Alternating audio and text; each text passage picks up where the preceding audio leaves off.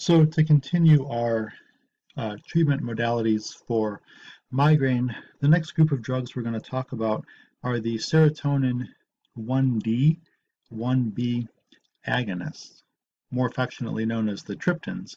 And so I just want you to understand the treatment rationale now is kind of as we're progressing through these drugs is that for the patients whose headaches essentially respond poorly to NSAIDs, or for patients who cannot tolerate or take NSAIDs, the triptans are a really good frontline prescription therapy that you can put patients on and manage their headaches. The prototype here is Sumatriptan. All of the drugs in this category have the suffix triptan, so it's easy to remember. I don't need you to differentiate between all of the different triptans that are available. I think as long as you can recognize one of them, you're okay. We're looking at treating acute but persistent or active migraine, and these drugs can be administered orally, but they've also been kind of reformatted or formulated to be administered as a nasal spray.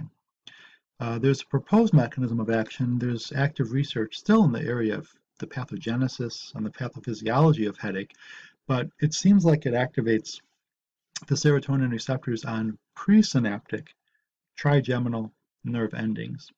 And by agonism of these serotonin receptors, you can cause vasoconstriction of some of these pain nerve endings that are really kind of driving the migraine or the headache.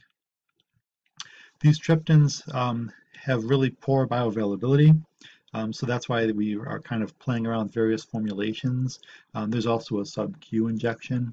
But essentially, so far, it seems that all these different triptans are essentially equally efficacious, but they do differ in their pharmacokinetic properties. And so the time of onset, which if you're suffering from a headache, is really important. It can be anywhere from 1 to 3 hours. And so, of course, that duration of activity really kind of feeds into how long you're going to suffer with the headache. And so we don't have to worry about doses, but essentially what we're looking at is, in terms of major side effects, if the drug is administered sub-Q, there's a significant sting or burning sensation at the injection site. Some patients complain of kind of odd feelings of being choked or having a swollen neck. These are often reported. There's also a kind of a sense of chest tightness. So patients with a history of coronary artery disease or patients that have had STEMIs, you might want to be a little bit cautious, and in fact these drugs are contraindicated in those patients. These drugs can also produce rare arrhythmias. Nausea and vomiting has also been reported, and that's namely due to the serotonergic activities, and of course kind of a persistent tingling or dizziness sensation.